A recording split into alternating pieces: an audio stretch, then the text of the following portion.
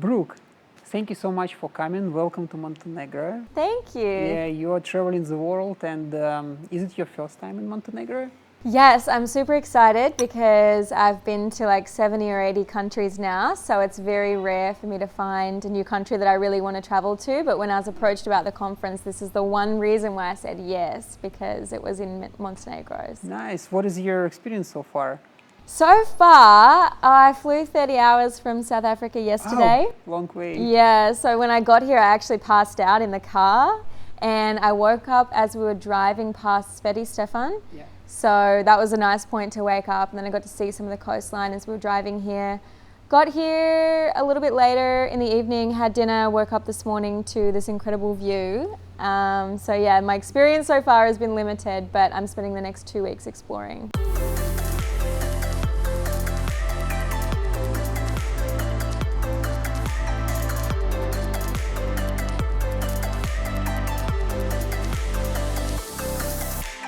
So since you're traveling a lot, what is the most important skill which you got? From traveling? Yeah. I think for me, probably people skills, like learning to speak to anyone, you know, like growing up, traveling the world. I first went solo when I was 20 years old, so I was very nervous and shy, and from a really small town in Tasmania in Australia. So I think for me, probably the best thing has been learning to speak to anyone and how to approach people.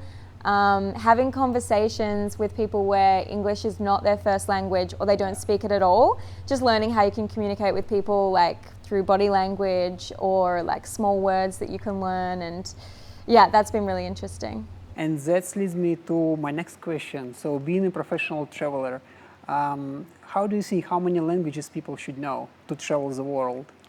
Yeah, I mean, this is terrible. I hate admitting this, but I only know English. Okay. But yeah, being in Australia, it's super hard because we're so isolated. Closest country is probably Indonesia. So we're in the middle of Asia, so it's really hard for us to learn other languages and be able to use them every day.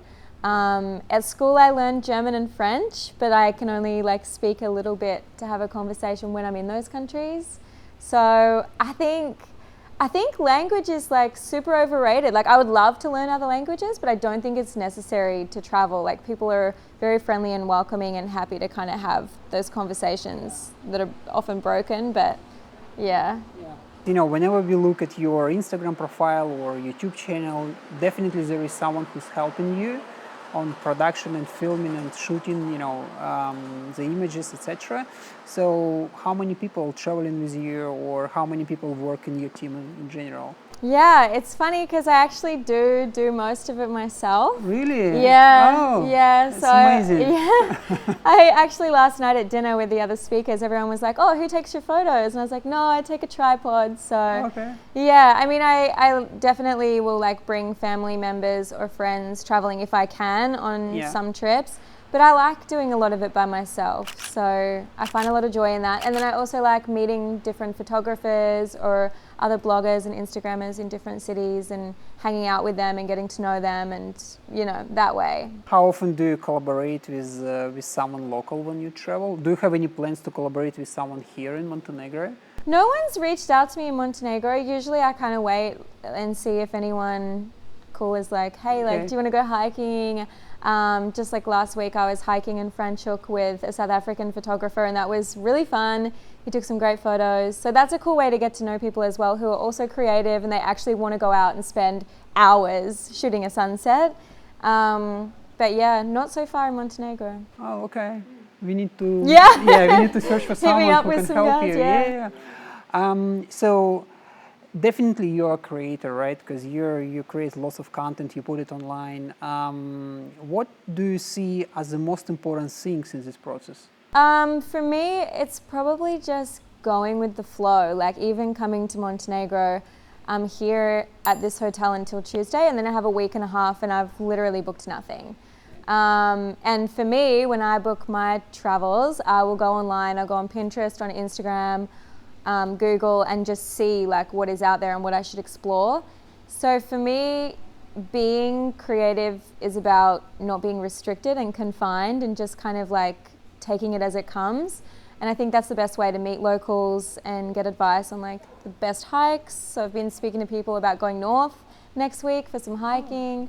So yeah, for me, I mean, I just like to not be so stuck in the details, just to be open-ended and see what happens. So in terms of social networks, where your prime focus goes? I'm a very visual person, just personally. So Instagram? So Instagram is good for me, yeah, because I love taking photos. I love creating images that instantly make someone want to travel to that destination. So probably Instagram, and then I share a lot of my Instagram stuff on Facebook as well. Twitter's really fun for like when you're just feeling a little bit sassy and you just want to like shine light on something. And that's also more interactive, I think. Twitter, a lot of people just like chat. It's like short conversations. But yeah, Instagram probably is my number one. What do you think is going to be next trend in social media? I think we're definitely heading towards an era of video. YouTube's really popular as well, and I love creating content for YouTube, but it's a lot of work. So I think if I was going to focus more time on that, I would need more of a team, because there's so many hours that goes into creating and editing and publishing a video.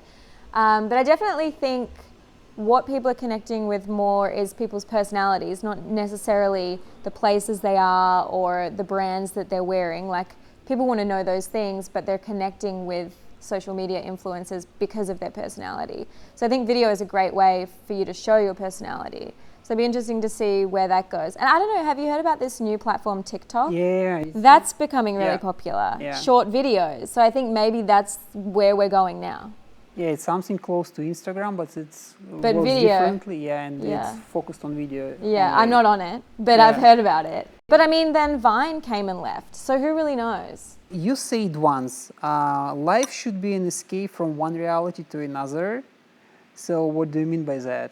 I think for me, I actually describe myself as a full-time escape artist. Like, I love going to places that just make you feel like you're in another world or another time, another era. So I probably just mean that, like, I just never want to be bored or feeling like my life is mediocre. I like to constantly be moving.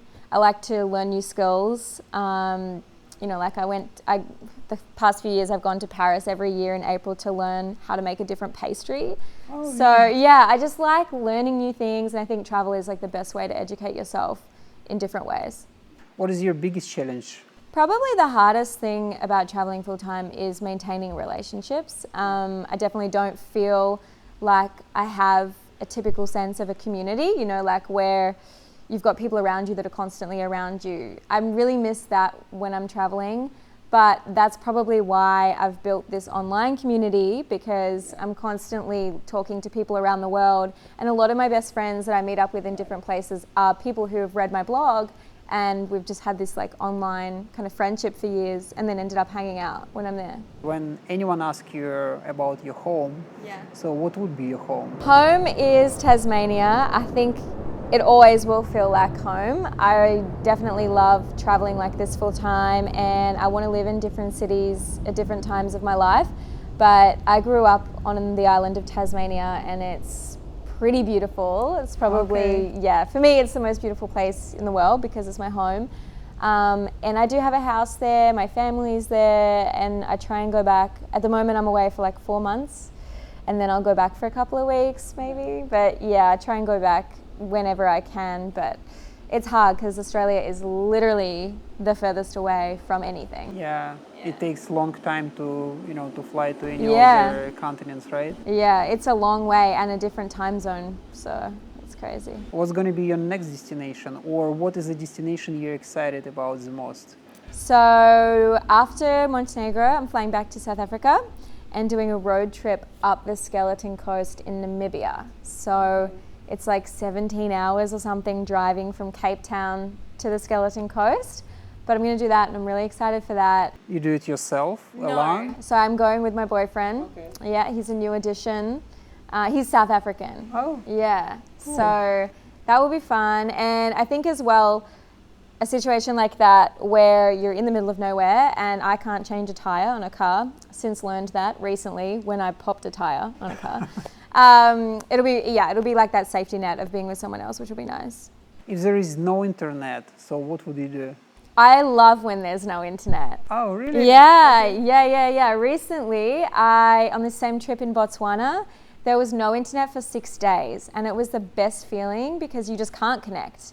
No internet, no cell service. It was, yeah, I mean, I personally really enjoyed it. I think it's really important as well to have that in this day and age where you're just present and with the person that's in front of you or people that are in front of you, and really like take that in. The other thing is I never connect my phone when I travel. So I only use Wi-Fi, which is usually the start of the day and then the end of the day. So that in that whole day, I'm actually present where I am. And yeah, I find it really helps. What do you think is the most important thing in communication with the audience which you have? I think just being realistic and like not always glossing over it and being like, because my life is insane. It's crazy that I get paid to travel. I feel very blessed and I'm very fortunate to be doing this, but so many things go wrong. Or like, you know, when you're tired, talk about being tired, because people relate to that and they're like, oh yeah, I've been on a 40-hour flight journey once and it was hell. Or like flights getting cancelled and stuff like that. That stuff really happens, and I think it's important to show that as well, because otherwise it's just like, it's not real. Brooke, thank you so much for this time, and have a safe journeys onward. Thank you so much.